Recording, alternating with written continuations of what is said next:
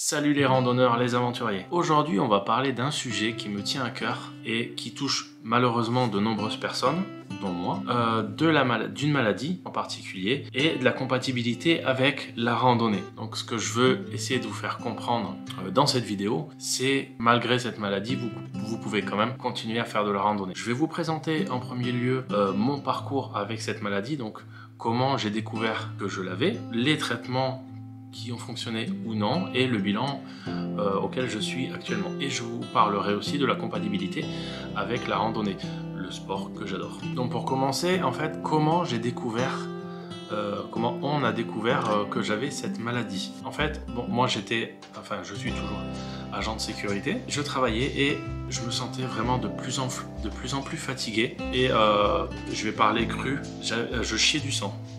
Au début, un petit peu. Et après, je chiais que ça, du sang. Donc là, j'ai commencé quand même à m'inquiéter, donc j'ai pris rendez-vous avec mon médecin qui m'a renvoyé vers un gastro-entérologue. Mais le problème, c'est que le rendez-vous, il s'est fait 2 mois après avec le gastro-entérologue. Donc en attendant, j'ai continué de travailler comme ça. Sauf que à force de perdre du sang, j'ai fini en anémie et je pouvais plus travailler.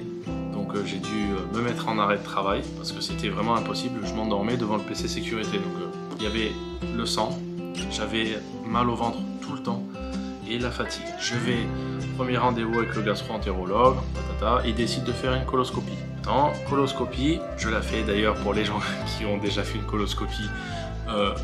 La purge de la veille, elle est horriblement dégueulasse. Je l'avais au citron en fait, il faut boire 2 litres. Après c'est 1 litre et puis il faut attendre 1 heure et puis reboire 1 litre. En fait c'est de l'eau. On a l'impression qu'il y a de la gélatine dedans, du citron et beaucoup de sel. C'est infecteur. Par contre, ça marche bien. Bref, on va passer les détails. Et du coup, en fait, donc je vais à l'hôpital, je fais la coloscopie. Je me réveille dans la salle de réveil parce que c'est sous anesthésie générale. Et le gastro vient me voir ensuite pour me faire un peu le topo. Topo, en fait, j'avais une inflammation de 7 cm dans l'intestin. Et on m'a retiré 2 tumeurs. C'est sympathique quand même. Et là, j'ai 33 ans. C'est réglé, pas de problème. Mais il m'a expliqué que c'était sûrement dû à la maladie de Crohn ou une autre maladie, je ne sais plus comment ça s'appelle. Et du coup, ils ont fait une biopsie. Il fallait attendre les résultats de la biopsie. Je reprends rendez-vous pour 2 semaines plus tard, le temps qu'ils aient les résultats de la biopsie. Je vais à mon rendez-vous, il me dit bon on a les résultats, c'est bien la maladie de Crohn. Non, je sais que c'est ça. Passe au traitement. Donc les traitements, il n'y en a pas 50.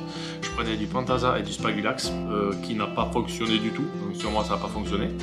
Donc le médecin et le gastro-entérologue ont décidé de me passer sur un traitement anti-corticoïde. Donc là c'est pareil, c'est de l'antocorp qui n'a pas fonctionné du tout d'ailleurs. Là pour l'instant il n'y a rien qui fonctionnait. Donc moi ça a commencé à me stresser un peu parce que j'avais toujours le sang, j'avais toujours la fatigue, j'avais toujours le mal de ventre. Ensuite le gastro-entérologue m'a parlé de la biothérapie. Donc la biothérapie, qu'est-ce que c'est? En fait la biothérapie, je vais devoir aller à l'hôpital toute ma vie, tous les 2 mois pour me faire injecter un produit. Sachant que l'injection dure 4 à 5 heures. Voilà, pour l'instant j'ai déjà fait 2 injections. Le problème c'est que je vois pas de grande différence. Donc en fait, pour faire simple, le gastro-entérologue m'a expliqué que c'est mon système immunitaire qui attaque mon intestin et qui est en train de le bouffer. Génial, hein?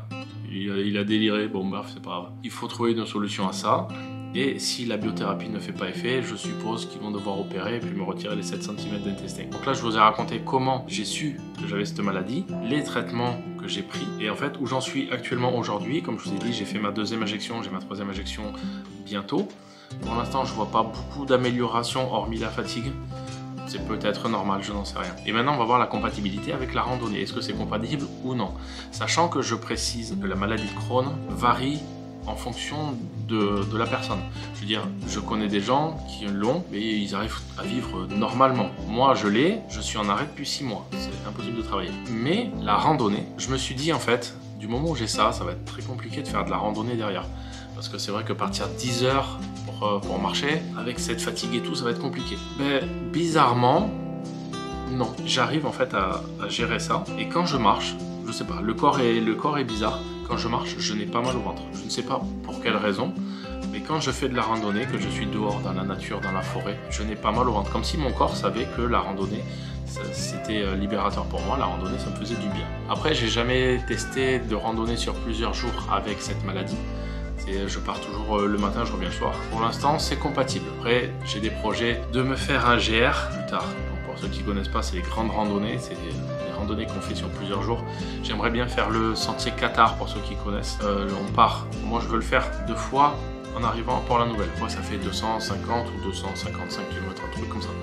Donc c'est sur plusieurs jours. Et j'ai pour projet de le faire. Je vois sur plusieurs jours comment je peux gérer la maladie. Mais oui, c'est possible. La randonnée et la maladie sont compatibles. Comme je l'ai expliqué, il y a certaines personnes qui ont un stade assez basique en quelque sorte, qui par exemple avec le Spagulax et le Pentasa, ça suffit largement et là il n'y a pas de souci. Je veux dire, moi j'ai un stade assez sévère où même la biothérapie, ça marche comme ça veut. J'arrive quand même à faire du sport derrière. J'arrive quand même à faire de la randonnée. Pas essayer de reprendre la course à pied ou le vélo, mais la randonnée en tout cas, ça j'y arrive, il n'y a pas de souci. Donc le but de la vidéo, c'est pas de raconter ma vie, même si je suis en train de le faire, tu vois ce que je veux dire. Mais c'est surtout pour vous faire comprendre, même si vous avez une maladie, vous pouvez faire ce que vous aimez. Je m'entends quand je dis ça.